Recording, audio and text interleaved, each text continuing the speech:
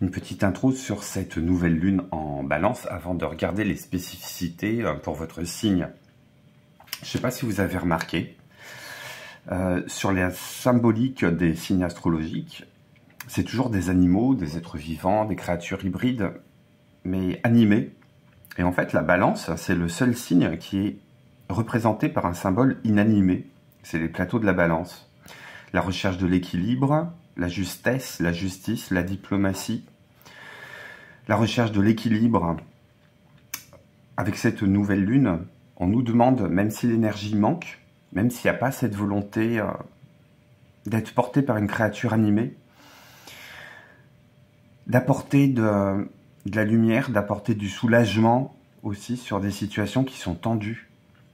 Ce qui se passe sur l'échiquier international nous le montre aujourd'hui plus que jamais. Besoin d'apporter des soulagements au milieu de ces tensions. Donc peut-être de céder un peu sur le quant à soi, céder sur ses positions, arrêter de confondre le savoir et la connaissance, l'opinion et la vérité.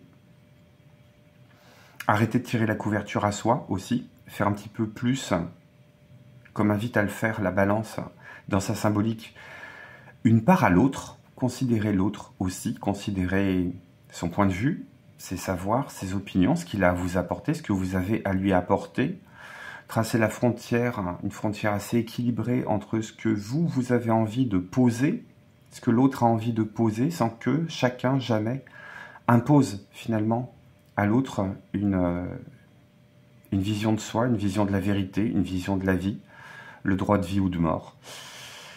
J'ai envie de tirer deux arcanes majeures sur cette carte de nouvelle lune en balance. Une qui nous parlerait justement de ce qui est susceptible de nous aveugler, ce qui nous empêche de voir.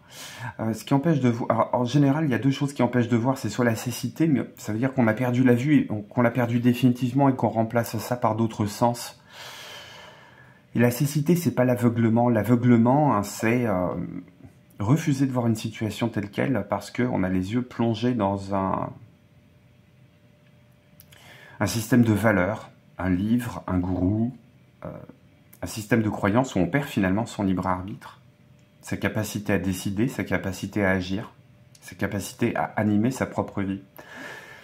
Donc tirer un premier arcane majeur pour voir ce qui bloque d'un côté, ce qui aveugle, et tirer un deuxième arcane majeur qui nous dirait de façon collective qu'est-ce qui serait bon de toucher du doigt ou d'appréhender avec les autres sens, histoire de faire redémarrer la machine vers beaucoup plus d'équilibre, de justesse, de précision, de fluidité, de laisser aller. C'est parti.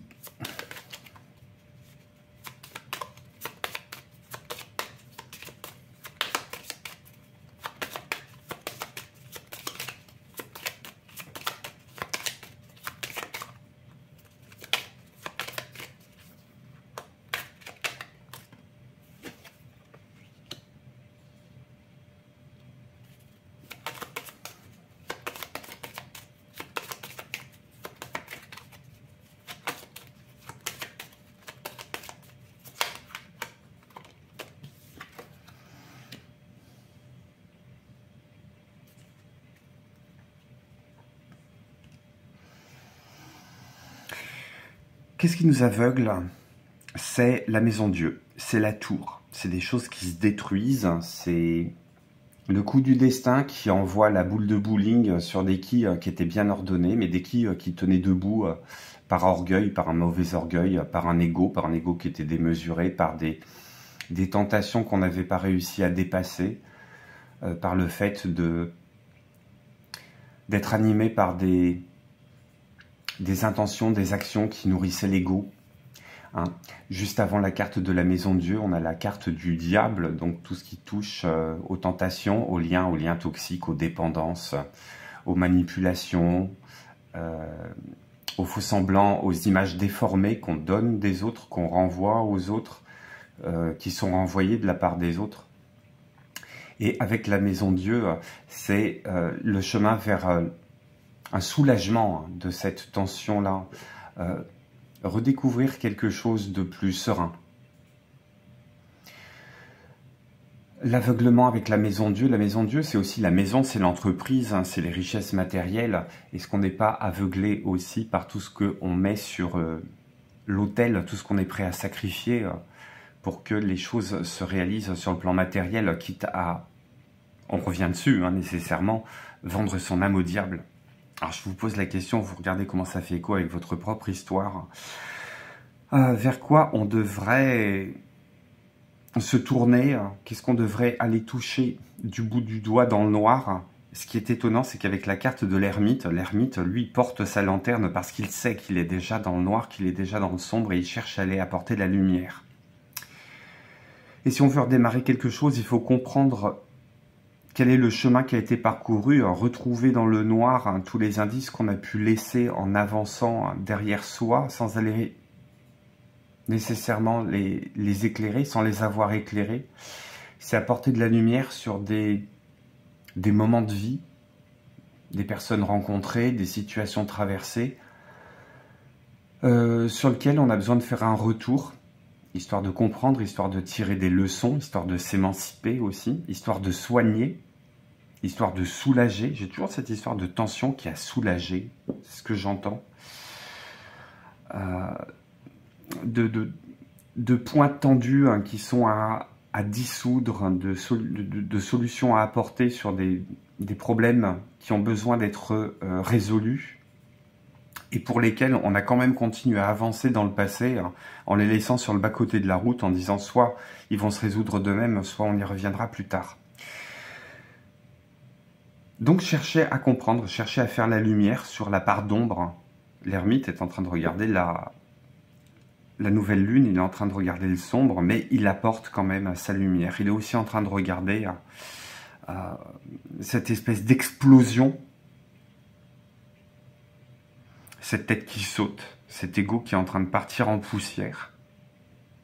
Et peut-être qu'on a besoin aussi de se décentrer par rapport à notre propre système de croyance. J'entends toujours qu'il faut laisser quand même l'autre parler, plutôt que d'imposer son point de vue dans le silence.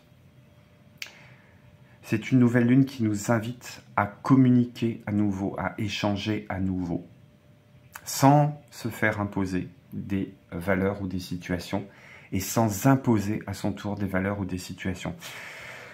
Voilà ce que me dit le tirage global pour les énergies de cette nouvelle lune. On va regarder ce qui se passe dans votre signe. Bonjour mes amis lions, je suis très heureux de vous retrouver sur Dan Divination. Bienvenue au lion en signe solaire, au lion en signe lunaire, au lion à l'ascendant.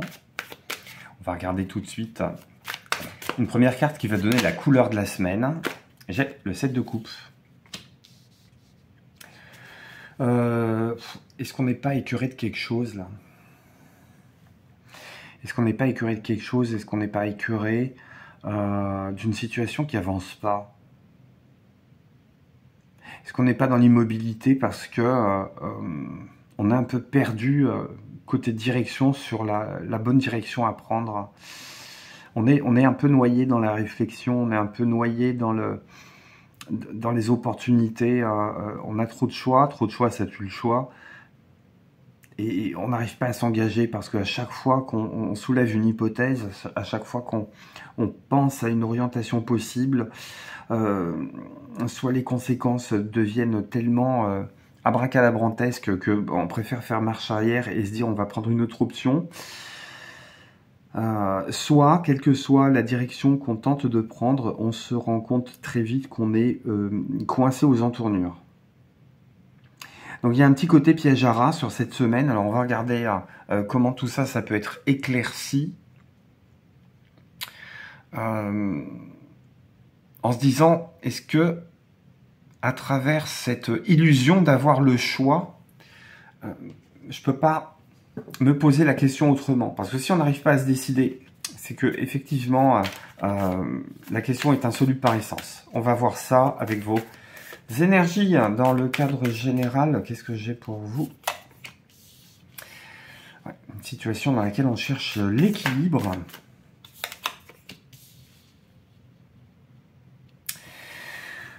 Ce qui va faire appel, c'est votre intuition là. Mais j'ai deux cartes de 2, on est vraiment dans l'indécision.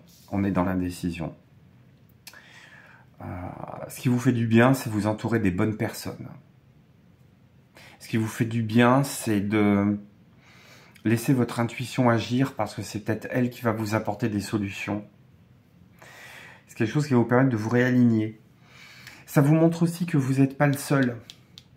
Vous n'êtes pas seul à pouvoir prendre la décision et que peut-être qu'en remettant de la communication et en trouvant les bons interlocuteurs, vous allez réussir à lever le doute, à lever le voile sur cette situation que vous n'arrivez pas à trancher et qui vous semble insoluble. On va regarder côté pro, côté finance.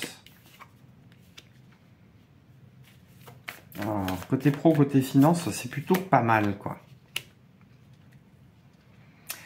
C'est plutôt pas mal, hein, parce qu'on arrive à lier l'imagination, la réflexion. Il y a une forme de prise de conscience qui s'opère aussi. Je pense qu'on est assez efficace sur son lieu de travail. Ça peut vous mettre en contact avec une foule, avec des gens. On peut être aussi porteur de la bonne parole. Hein, la vraie bonne parole, hein, pas votre position, hein, la bonne parole. Quelque chose qui est teinté de réussite.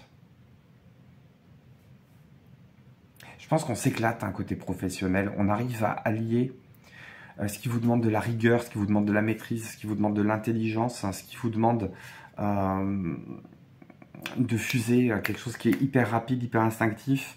Et vous arrivez à y mêler votre patte personnelle, la manière que vous avez de ressentir les choses, la manière que vous avez d'appréhender un problème, de traiter un dossier avec un regard tout particulier, qui n'est pas nécessairement dans l'efficacité immédiate, mais qui est dans le temps, de laisser le temps au temps, avoir cette espèce d'intuition qui va venir alimenter le côté déductif, le côté inspirant. On parle bien en tout cas, on s'exprime bien, il y a une belle richesse de vocabulaire, de langage, on est très très remarqué. Une forme de satisfaction là sur le côté professionnel, hein, qui fait plaisir. Alors est-ce que cette incapacité à trancher était côté cœur? On va voir ça ensemble.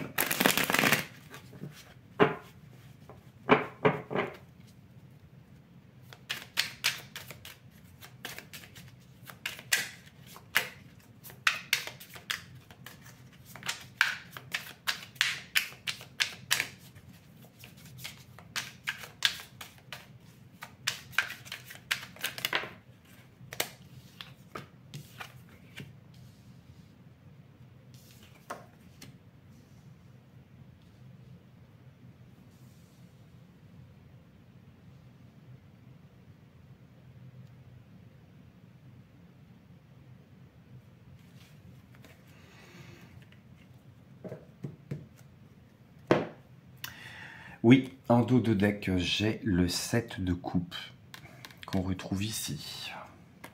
Mais derrière, j'ai l'étoile. On a quand même l'espoir que les choses changent. L'espoir que les choses changent, mais avec un 2 de coupe à l'envers. Ça se voit, hein, de toute façon, on est assez vindicatif côté cœur. Hein. Je pense on sort victorieux, hein, dans sa tête d'un problème qui touche à l'ego. D'un problème qui touche à l'ego, mais d'un problème qui vous renvoie encore à des choix. Et à le choix d'une relation naissante, d'une relation nouvelle. Peut-être que la personne en face de vous, vous êtes bien avec, mais vous n'avez pas envie de l'écorcher parce que vous savez que c'est une personne qui est hyper fragile. Évidemment, tout ça, ça peut permuter. Ça peut être vous qui vous sentez extrêmement fragile. Par rapport à une personne qui est beaucoup plus équilibrée, qui en écrase. Il y a une question de choix ici, on n'arrive pas à se positionner. Tout ça est très sec. C'est comme si le cœur était sec parce qu'on n'avait pas envie ni de faire du mal, ni de recevoir du mal. Mais on n'arrive pas encore à prendre de décision. On est soulagé en tout cas. On a réussi à faire taire son ego. Hein. Mon 5 d'épée, il est à l'envers, donc ça c'est plutôt un bon signe. Mais il y a une victoire par rapport à ça. Et peut-être qu'on est dans l'attente de pouvoir redécouvrir quelque chose côté cœur. C'est peut-être ça. Vous n'arrivez pas à trancher parce que vous savez que vous êtes en pleine transformation intérieure sur la façon que vous avez d'appréhender un lien affectif ou relationnel. Ça peut être des amis, on ne sait pas si on les garde ou pas. Ça peut être une relation. C'est pas le moment. J'entends que c'est pas le moment de rencontrer de nouvelles personnes. Il y a peut-être une relation à... ça peut être le cas aussi, vous vous êtes rendu compte avec quelqu'un que vous avez pu rencontrer dans le passé, hein, qui avait peut-être des égos qui s'entrechoquaient, mais cette personne a fait son chemin, vous avez fait votre chemin, et vous êtes en train à nouveau de reconsidérer cette rencontre, en se disant, avec ce qu'on a vécu, avec ce qu'a vécu cette personne, avec ce que j'ai vécu moi, qu'est-ce qui pourrait en advenir aujourd'hui? Il est urgent d'attendre. Un petit conseil pour conclure ce tirage, mes amis lions. Que devez-vous lâcher? Ouais. C'est peut-être la semaine pour dégommer hein, tout ce qui est de l'ordre du faux choix. Et avec la papesse dans votre tirage principal, au milieu, j'entends que c'est la solution la plus simple qui doit s'imposer. C'est un peu le principe du rasoir d'Occam. Voilà ce que les cartes ont à me dire pour vous, mes amis lions. Merci d'être restés jusqu'au bout de cette vidéo. N'oubliez pas de vous abonner, liker, commenter, laisser un témoignage. Comment tout ça, ça résonne avec votre propre histoire. Je vous embrasse. À très bientôt pour une prochaine guidance sur la divination. Bye bye.